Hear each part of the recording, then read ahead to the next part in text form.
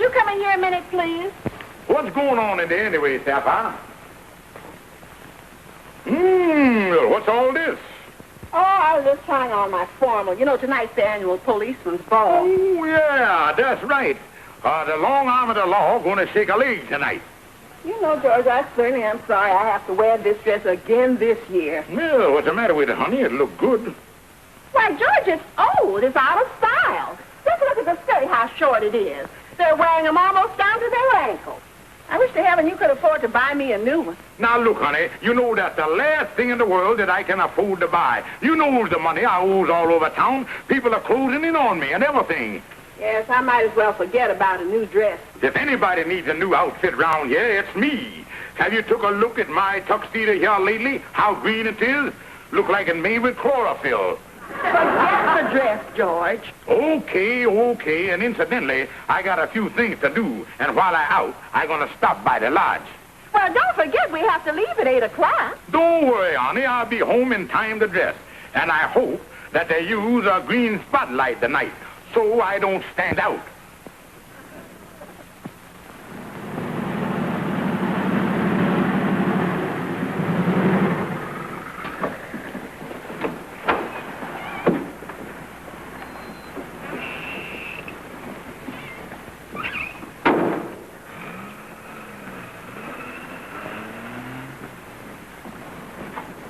Yeah, well, okay, honey. I'll pick you up at 8 o'clock tonight for the dance.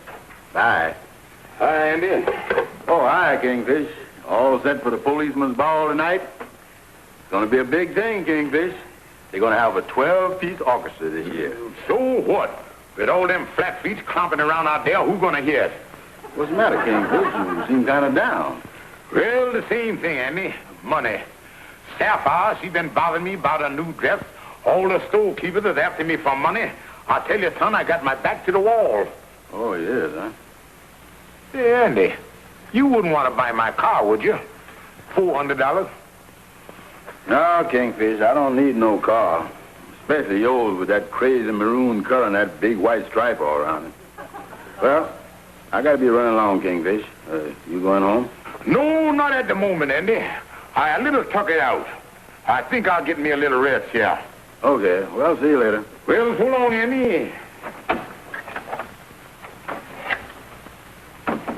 We'll set this thing for 7 o'clock. That'll give me plenty time.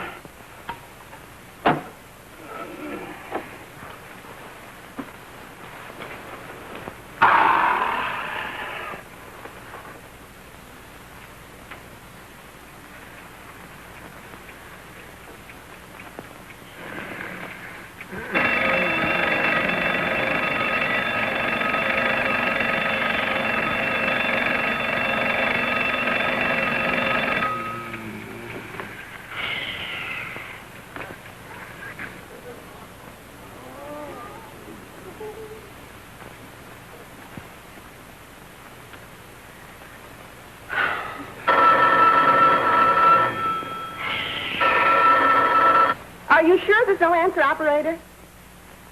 Thank you.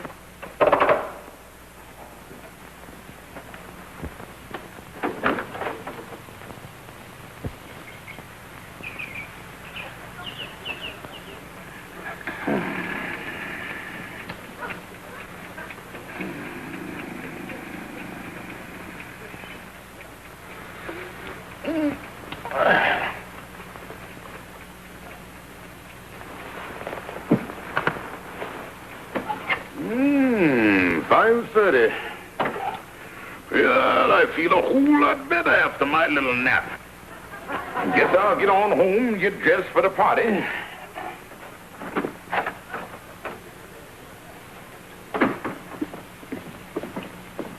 Hello, Joe. What are you doing delivering milk here? 5:30 in the evening. What? Why, it's 5:30 in the morning, Kingfish. Morning? Holy mackerel. I got to take Sapphire to a dance 9 hours ago. Well, I better get in my car and get on home.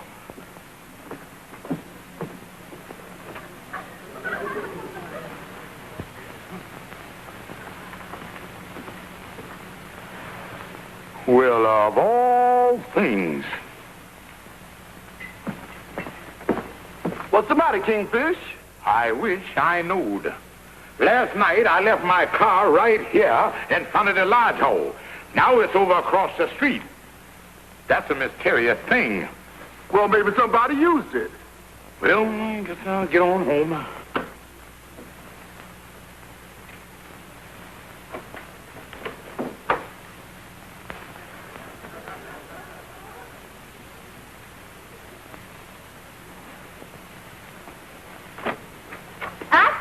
Catch you trying to sneak in here. Oh, no, honey. I thought I'd hit the ball early this morning. Got up and dressed, made my bed and everything. I just leaving.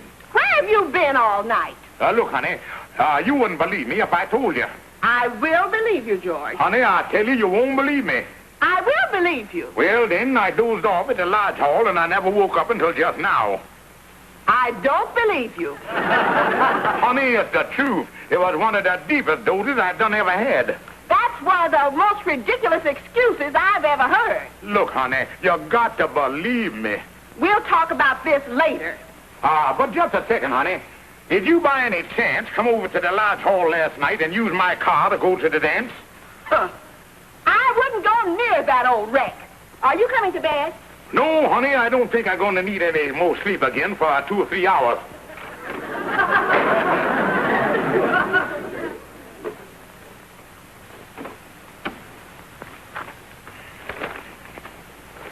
Now for the news on the local scene. In a daring pre-dawn robbery, a gunman broke into a safe at a loan company on 8th Avenue. Jewelry valued at $400 was taken. The only clue to the identification of the gunman is that he made his getaway in an unusual maroon-colored convertible roadster with a big white stripe around it. Authorities are starting an intensive search. Holy mackerel, the crook used my car. I gotta tell the police. George, will you please come to bed? But, honey... Not another word. Yes, dear. And if you have any information regarding this maroon automobile with a big white stripe around it, contact police headquarters at once. That's Kingfish's car, all right. A $400 robbery. Now I see why he didn't come to the dance last night. There ain't no two ways about it. Because everybody knows the boy is desperate and needs money. This is awful. Awful. The Kingfish has bit people now and then, but he ain't never stole nothing before. You know, the human mind is just like a watch. And if you put too much pressure on the winder, it snaps the mainspring. Well, that ain't too serious. Ain't serious? No, there's a man down the street. He fixes mainsprings for $3.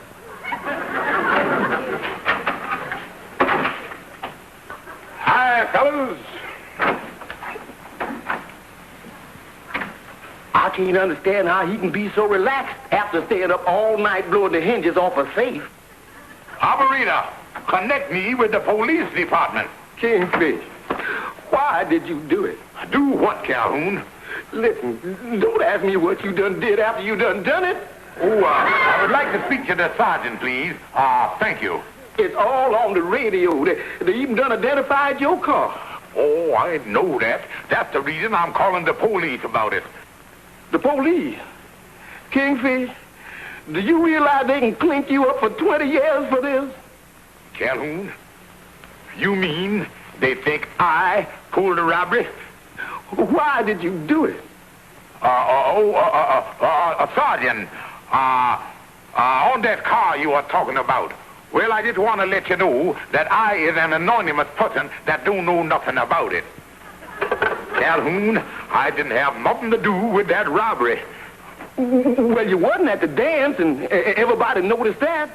Even Sapphire tried to cover up for you by saying you was working, but that brought down the house. Calhoun, I was right here in the lodge hall, asleep. Right there on that couch. Somebody must have used my car. Oh, Kingfish, I tell you, even if you didn't do the job, they can nab you on the circumstantial evidence they got against you. Oh, Calhoun. They can't do this to me. What do you mean they can't do that? Kingfish, ain't you ever been face-to-face with a prosecutor? No. Is they mean? Mean? They won't let them in the United States Army on account of they frightens the sergeants. Oh, me. And Kingfish, if he get to waving his finger in front of your face like this, only his finger gonna be twice as long as mine, he'll have you confessing to everything, from the shooting of Dan McGrew to the killing of Cock Robin. Calhoun, what is I gonna do? Well, now, let me see. They can't nab you if they can't find the car. And if I was you, I'd dispose of it. Dispose of it to somebody. Yeah, dispose of it. Calhoun, I think I know the disposal unit I'm gonna use. Yeah.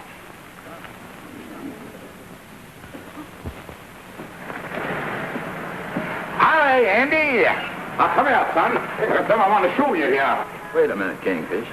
I got that message up at my place for me to meet you here. What you want to see me about? Well, now, I'll tell you, Andy, old pal. Hold it, Kingfish, hold it. Whatever it is, I don't want to hear it. Why, what's the matter? I don't want to hear nothing that starts out with Andy, old pal. I can't never afford it. Oh, no, Andy. I had you come over here because I want to do you a favor. What's that? Well, Andy, this car here of mine that I wanted to send you last week. Look, Kingfish, the answer is still the same. I ain't paying $400 for that junk heap. Now, look, Andy. Look, Andy, forget the $400 price. I done shaved it a little. And if you act right quick, you can have the car for $2. $2? Well, I don't know, King. Look, Andy, would you take the car if I give you $2? Well, to tell you the truth, Kingfish, but I don't need no car like that. Would you take the car if I give you the $400? Oh, Kingfish, the thing is beginning to sound silly. That car might be all right, but if I was gonna... Well, come here, Andy. Yeah, but look, Kingfish, the thing I can't understand is why is you so anxious to get rid of this car all of a sudden? Well, Andy, I can see that you hadn't heard about the economic conditions of the country. What do you mean by that? Well, you know, last year in the automobile business, how it went from a seller's market to a buyer's market. Yeah, I heard something about that. Well, yesterday it took a turn for the worse. It's now what they call the giver's market. Yeah, well, Kingfish, I know you were just kidding about the $400. But is you serious about wanting to give me this car for nothing? That's right, Andy. I know when I licked, you really got me over the barrel. You really sensed the trend of the times, didn't you? I did? Still trying to play dumb, huh? You the slicky, all right. But, Andy, I know when I beat. And I got the contract all made out here. Mm-hmm. See, I done signed my name there already where it says victim. Oh, yeah, I guess I was slick, all right. Yeah, just put your John Hancock there, Andy. Say, Kingfish, seeing you done did the thing 3 days ago. Well, yeah, Andy, I had to make the thing out retroactive. You see, I ain't worked in the past 2 days, so that makes the last third day my last legal business day. Oh. Go ahead and sign the thing, Andy. Yeah. Congratulations, Andy. You are now a full-fledged retroactive car owner with no kickback. Yeah, you know, Kingfish, for a while there, I thought you was trying to jip me, but like you say, I guess I was too smart for you. Oh, hi, Amos. Hello, fellas. Lightning told me I might find you here. Say, Kingfish, that certainly was a terrible thing about your car here being used in that holdup last night. What? A tough break about your car here, Andy. But if you need me in your trouble, just call me. See you later, boys.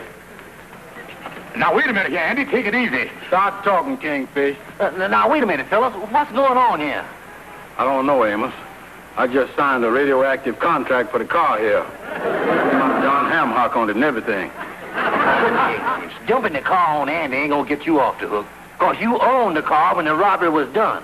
Amos, I didn't have nothing to do with the robbery. Well, I'm sure you didn't, Kingfish. And that's the reason why I can't understand why you don't go down to the police and tell them just what happened. You mean go to the police station with my own free will in violation? So you was going to try and pin the rap on me, huh? And maybe I'd get 20 years in jail or something. Well, you was getting the car for nothing. Right in. Look, Kingfish, what you do about the thing ain't none of my business. But with every cop in town looking for this car, I'd go down to the police and get this thing straightened out if I was you. That's all I can tell you. Dad Amos, go to the police. He always want to do everything in a roundabout way. Kingfish, give me back that contract.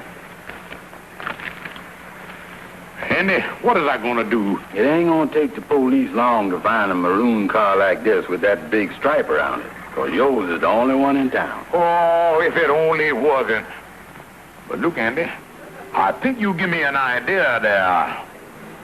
Why not paint the car and that'll throw him over the trail? Paint the car? Yeah, that's the only thing to do, Andy. I'll go up to my apartment and get the vacuum cleaner. It's got a paint spray attachment to it. I'll go get it. Wait right here, Andy. Okay.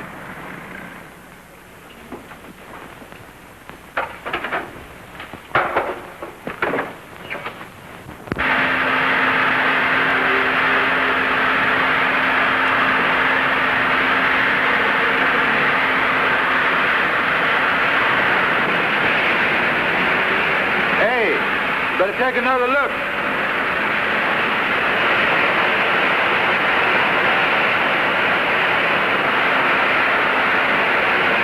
Well, it's all clear, Andy.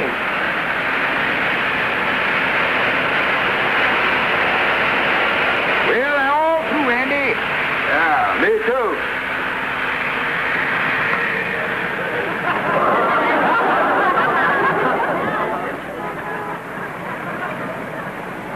What you looking at, Kingfish? I don't know, Andy, but there's something different about you. I just can't put my finger on it. Well, these are the same clothes I always wear. Andy, how long you been wearing a white derby?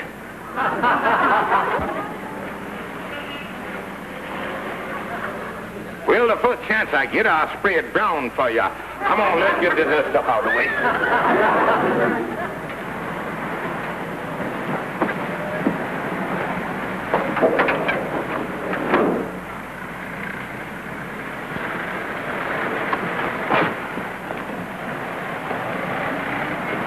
Well, Andy, we done a good day's work here today. Yeah. Yeah, now I can really breathe easier, for they'll never be able to trace me now.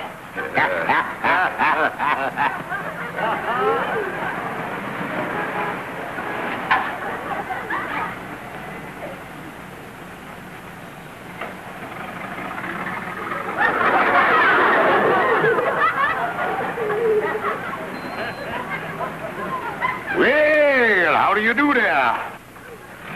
Say, what is that? Something new? A white derby? Yeah, this is the new style this year. I see. Say, that's a fine paint job you got there. Is that a new one? Oh, no. That's the original paint job come with the car. That's the 1939 model. You mean that's the original paint job? Yeah, that's right. You know, they did a much better job in those days. Yeah. They really made cars that could stand up. Believe me, you don't find paint jobs like this on the cars they put out today. Look at there. Still smooth.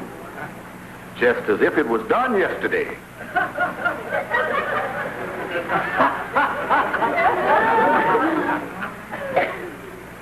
Well, they use slow-drying paint in them days.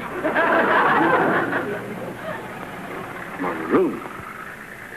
They were looking for a maroon car.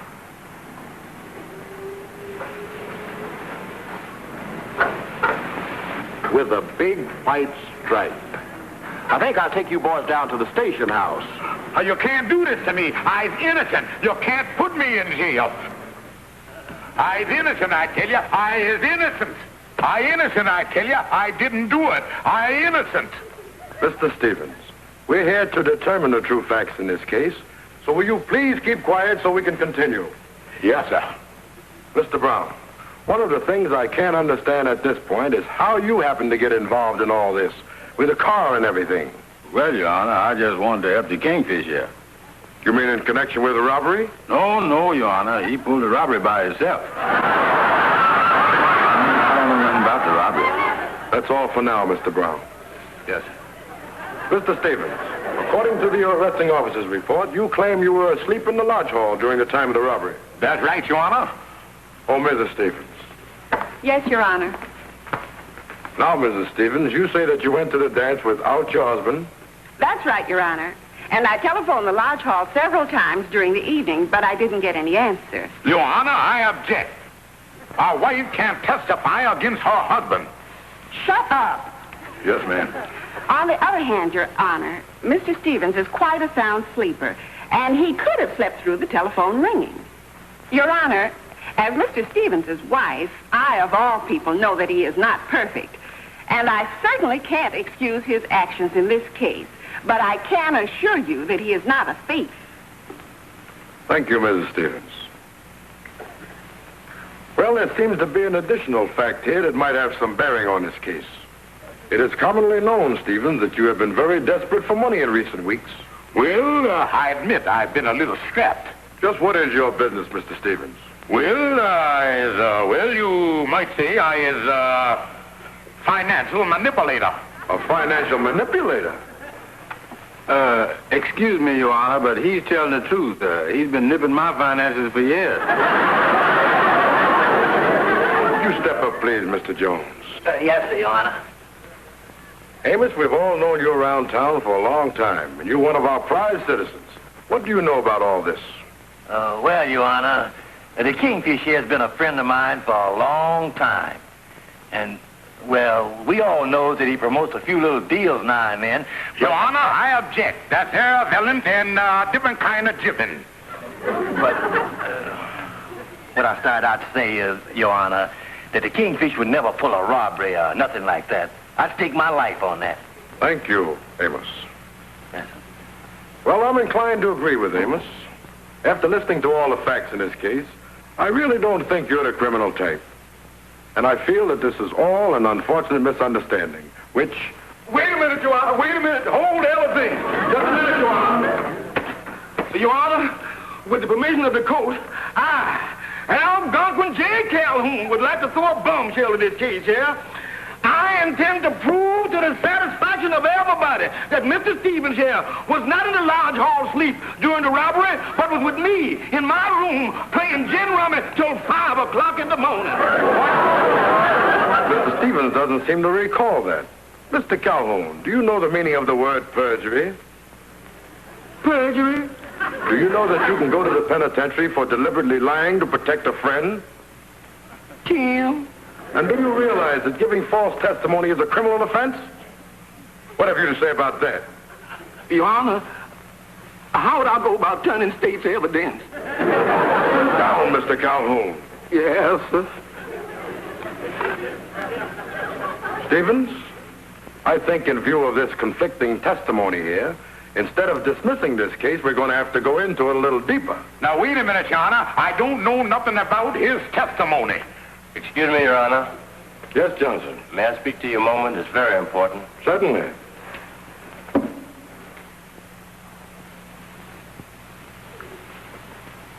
Well, folks, that settles this case. What do you mean, Your Honor? I tell you I didn't do it. I know you didn't, Stevens. We just picked up the thief who committed the robbery when he was trying to pawn some of the jewelry. He confessed to the whole thing. He admitted using your car in the robbery. You mean I is free? I can go? That's right. Oh, thank you, Your Honor. Thank you. Congratulations, Kingfish. Yeah, I'm sure happy this is over with. So let's get out of here. Oh, Sapphire, darling, ain't it wonderful? You're a very lucky man, George Stevens. But it just so happens you wouldn't have been in any trouble like this if you'd lead a normal life like other men. Work in the day and sleep at night when you're supposed to. Now, wait a minute here. I mean it. And to make sure that nothing like this gets a chance to happen again, tomorrow morning at 7 o'clock, you're going to get a job. But, honey, and I'm not fooling. Job. Your Honor, could I ask a favor of the court? What's that, Stevens? Would you mind slapping me in jail until this whole thing blow over?